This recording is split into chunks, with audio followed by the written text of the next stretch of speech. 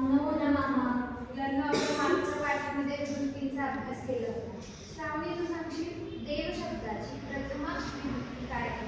एकवचनाचे रूप देव, द्वितीयेचे एकवचनाचे रूप देवम, तृतीयेचे एकवचनाचे रूप देवेन, चतुर्थीचे एकवचनाचे रूप देवाय, देवाय. आता मला सांग देव, देव, देवे, देवाय यामध्ये काय साम्य दिसतंय का तुला? देव शब्द एकसारखा आहे, पुढे काहीतरी बदल झाला आणि तो बदल झाल्यामुळे त्याच्या अर्थामध्ये सुद्धा बदल होतो. याचा अभ्यास आपण मागच्या पाठामध्ये केला. पण आता ते लक्षात ठेवण्यासाठी आपल्याकडे काही श्लोक आहेत, म्हणजे प्रथमा असेल, द्वितीय असेल, त्यावर आधारित काही श्लोक आहेत, तर त्याचा आज आपण अभ्यास करणार आहोत. तर आज आपण नवमः पाठ विभक्तिमान याचा अभ्यास करणार आहोत.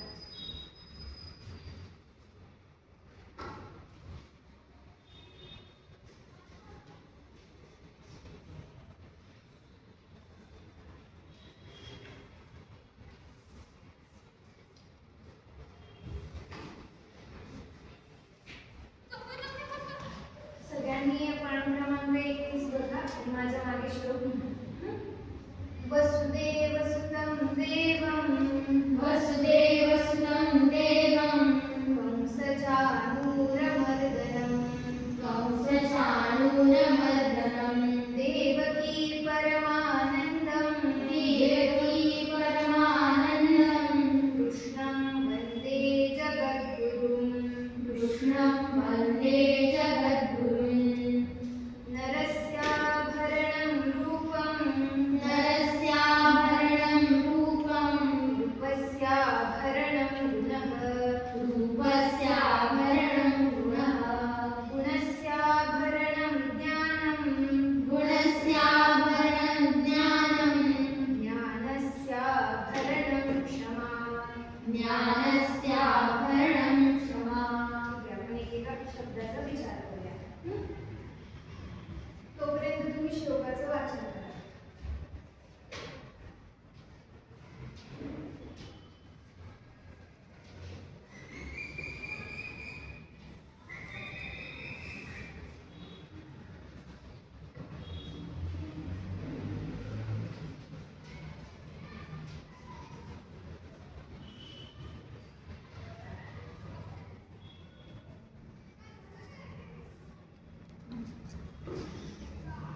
वसुदेव सुतं देवं कंसचाणूरमर्दनं. तर या ठिकाणी अंकिता समोर येऊ, उपपरिचय वाचा. वसुदेव सुतं या शब्दाचा. वसुदेव सुतं शब्द अकारांत पुल्लिंगः वसुदेवसुत शब्द. द्वितीया विभक्ती एकवचन. अकारान्तः पुल्लिङ्गः वसुदेवसुत इति शब्दः द्वितीया विभक्ती एकवचन. याचा अर्थ होतो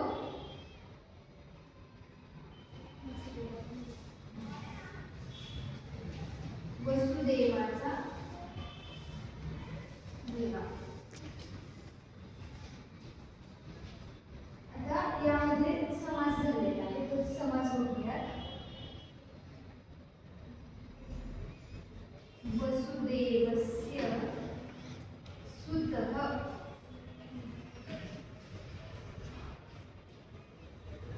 तं. षष्ठी तत्पुरुष समास. षष्ठी असल्यामुळे इथं वसुदेवाचा मुलगा असा अर्थ झाला. आता देव, मला सांगा तुम्ही सगळ्यात आधी देव शब्द शिकलेला आहात. देव शब्दाचं हे रूप कोणतं आहे सांगू शकाल तुम्ही? श्रावणीचा द्वितीया एकवचन. तर याचा अर्थ होतो देवाला. दोन शब्दांचा अर्थ केला, वसुदेवाचा मुलगा देवाला. तर या पुढील शब्दाचा अर्थ कंसचाणूरमर्दनं. तर या ठिकाणी बघा, कंसचाणूरमर्दनं असा एकच शब्द आहे आणि जसा वसुदेव सुत हा एक शब्द होता त्याचप्रमाणे याचं रूप चालतं. कसं कोणी सांगू शकेल? सांगशील? अकारान्तः पुल्लिंगः वसुदेव कंसचाणूरमर्दन इति शब्द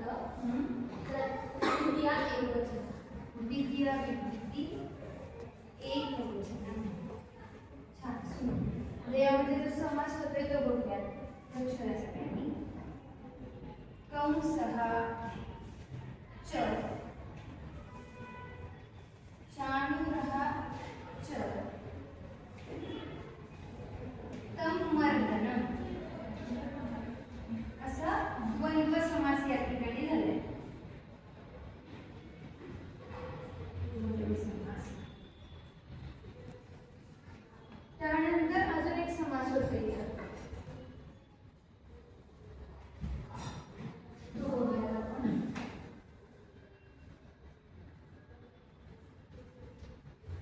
कंस चाणूर योग मर्दना.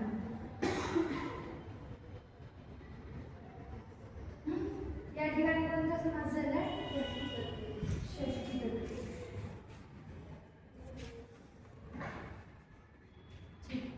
तर याचा अर्थ काय होतो? कंस आणि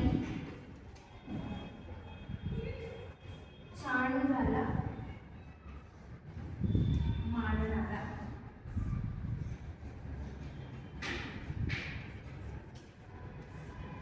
ठीक आहे, मला सांगा तुम्हाला कंस माहित होता? कोण येतो? कोण सांगेल कंस कोण? श्रीकृष्णाचा मामा. आणि त्याने काय केलं? ते काय माहिती तुला? तू सांगशील? त्याने वसुदेव आणि देवकी कृष्णाच्या आईवडिलांना कैदेत ठेवलं होतं. आणि श्रीकृष्णाचा मोठा शत्रूही कोण होता? कंस. ठीक आहे.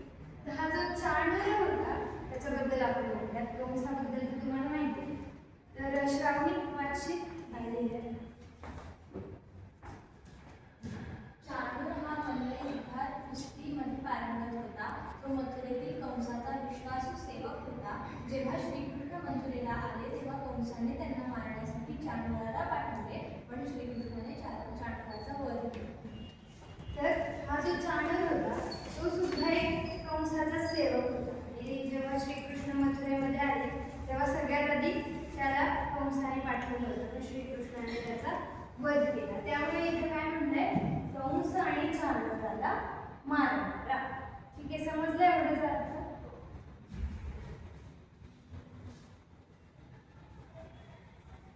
पुढील चरणाचा अर्थ बोलूया. देवकी परमानंदम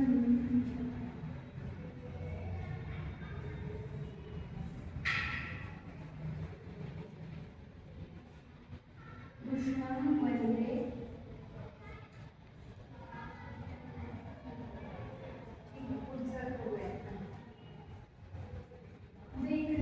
देवकी परमानंद.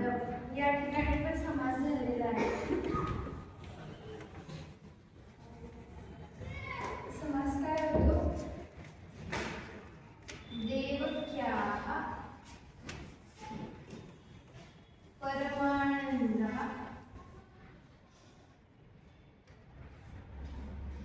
तं. कुठला समास झालाय? षष्ठी तत्पुरुष.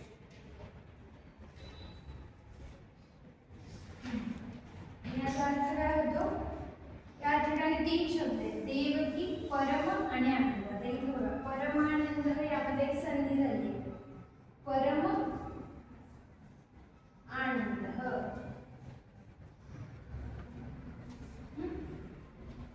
परम शब्दाचा अर्थ या ठिकाणी होतो अतिशय, आणि आनंद म्हणजे आनंद देणं. कोणाला? देवकीला. याचा अर्थ होतो देवकीला अतिशय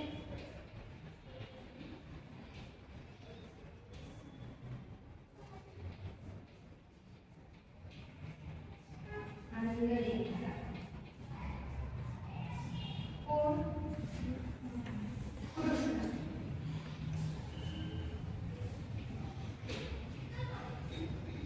कृष्णाला द्वितीय विभक्ती आहे वंदे. वेदांती रूपपरिचय असेल.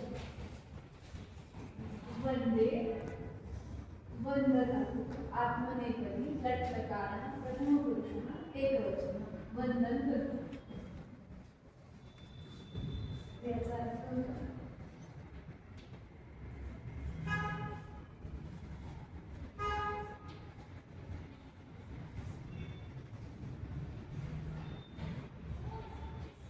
वंदन करतो.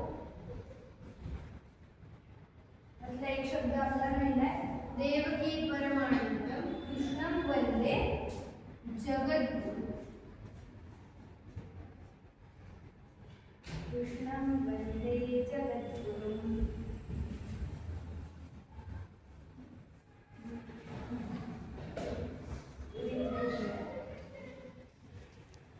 यामध्ये पण समास झालेला आहे. जगाई दूर राहिला पाहिजे. धन्यवाद. घाई गडबडीमध्ये जगद्गुरु या ठिकाणी समास होतोय. जगतः गुरु तम. कुठला समास झाला?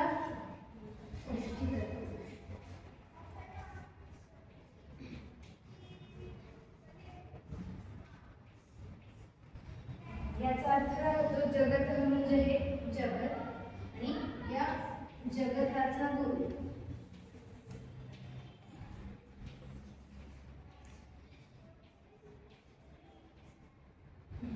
या पूर्ण उच्चारणाचा अर्थ काय होईल?